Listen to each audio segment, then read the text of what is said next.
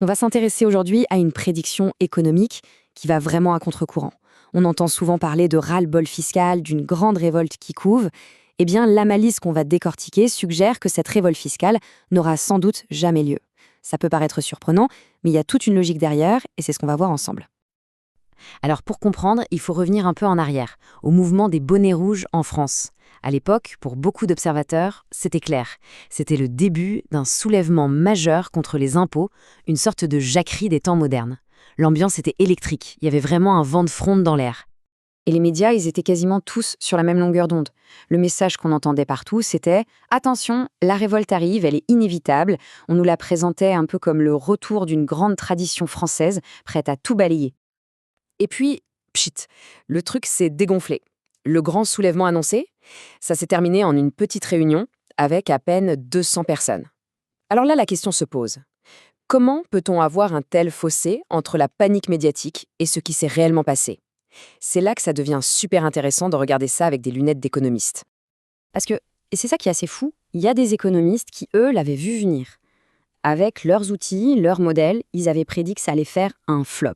Et ils l'annonçaient avec une certitude quasi absolue. Pour eux, ce n'était même pas un pari risqué de dire que la révolte fiscale en tant que telle n'allait pas prendre. Mais attention, la nuance ici est super importante.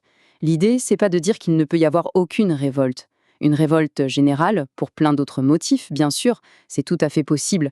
Mais une révolte fiscale, c'est-à-dire une révolte dont l'unique moteur serait le refus de payer l'impôt, eh bien non. Et la raison, elle est structurelle. Elle est liée à la nature même de notre système. Pour piger ça, il faut aller creuser un peu plus profond et se demander, au fond, à quoi sert l'État? En fait, on ne peut pas parler d'impôts sans parler de l'État. C'est complètement lié. Si on accepte plus ou moins de payer des impôts, c'est parce qu'on accepte l'idée même qu'il y ait un État. Justement, sur le rôle de cet État, il y a deux grandes philosophies, deux visions du monde qui s'opposent depuis très très longtemps.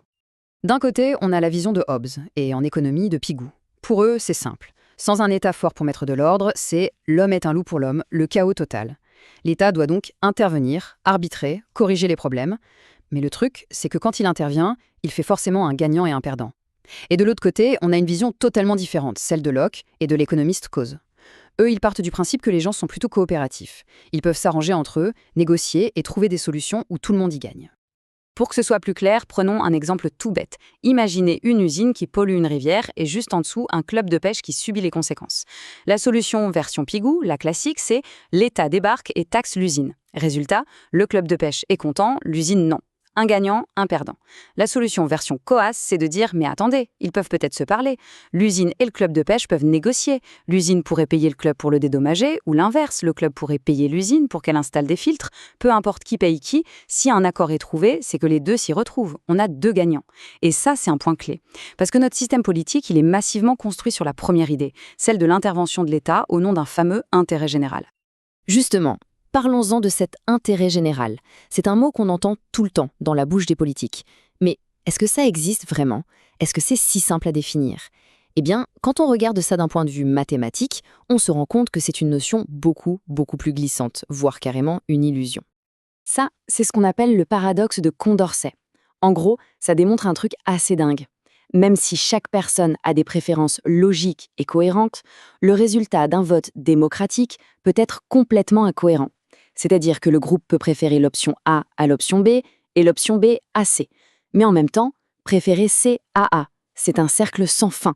Du coup, le résultat du vote ne représente pas une vraie volonté du peuple. C'est juste un résultat mathématiquement instable. Et cette découverte, ça a été un vrai tremblement de terre pour ceux qui l'ont comprise. On raconte que l'économiste Duncan Black a eu, je cite, une nausée en réalisant que ce paradoxe était inévitable, qu'il n'y avait aucune méthode de vote parfaite pour trouver la fameuse volonté générale. C'est vertigineux comme idée. Alors la question qui tue, c'est si l'intérêt général n'est qu'un concept flou, sur quoi se basent les décisions politiques en réalité? Eh bien, la réponse se trouve du côté d'un champ de l'économie qu'on appelle la théorie du choix public ou public choice.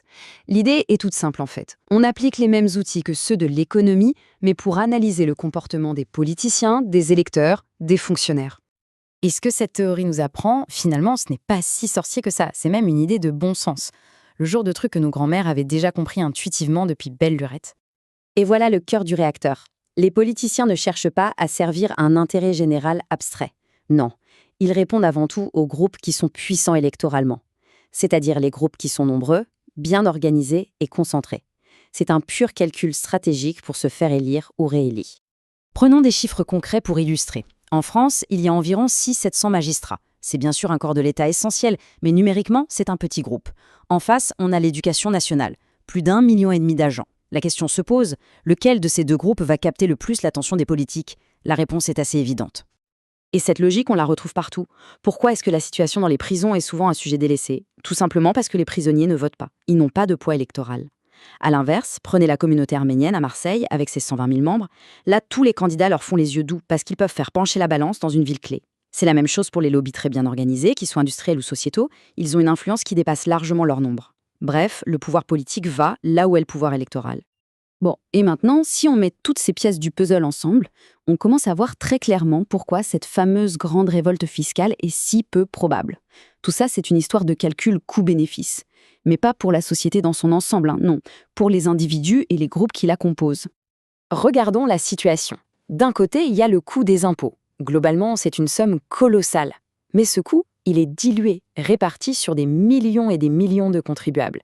Du coup, pour une personne prise individuellement, l'intérêt à se mobiliser, à dépenser du temps et de l'énergie pour protester est assez faible.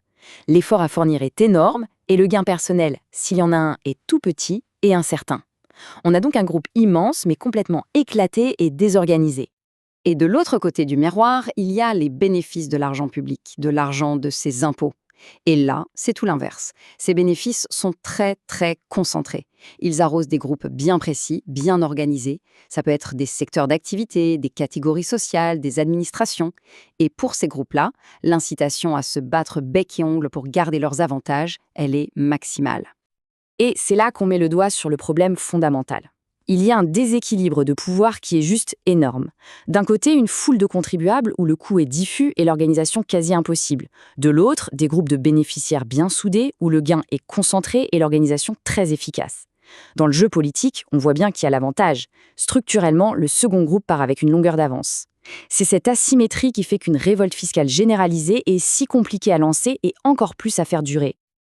Alors, la conclusion de tout ça, ce n'est pas de dire qu'il n'y aura plus jamais de colère ou de révolte. Pas du tout. C'est de dire que si un jour ça doit péter, le détonateur ne sera probablement pas la question fiscale. La colère se cristallisera sans doute autour d'autres choses, peut-être un conflit entre générations, qui sait. Mais ça, c'est un autre débat. Ce qui laisse quand même une grande question en suspens. Si ce n'est pas l'impôt, qu'est-ce qui pourrait bien être l'étincelle? Merci d'avoir suivi cette analyse.